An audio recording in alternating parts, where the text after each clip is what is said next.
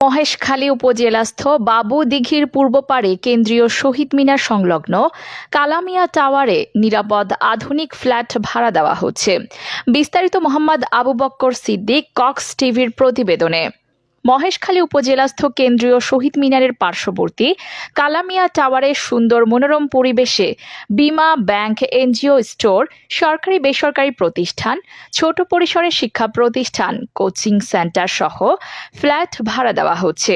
আগ্রহীরা আজই যোগাযোগ করুন। কালামিয়া টাওয়ার একটি রুচিশীল ফ্ল্যাট বাসা, নিশ্চিন্তে ঘুমানোর আশ্রয়স্থল। মহেশখালী দিঘির পূর্ব পাড়ে সুসজ্জিত নতুন আঙ্গিকে তৈরি হয়েছে কালামিয়া টাওয়ার, যেখানে রয়েছে লিফট সহ ভেন্টিলেটর, গাড়ি পার্কিং, বাসার নিকটে স্কুল, গোসলের জন্য বাবুর দিঘির দিকে প্রশাসনিক প্রাণকেন্দ্র। বাসার বাহিরে অর্ধ কিলোমিটার মধ্যে রয়েছে কেনাকাটার জন্য মাছ বাজার, শপিং মল, অফিস আদালত সহ নানান সুযোগ সুবিধা। আপনার অফিস, ব্যাংক, বিমা, এনজিও সংস্থার অফিস ভাড়া দেওয়া হবে।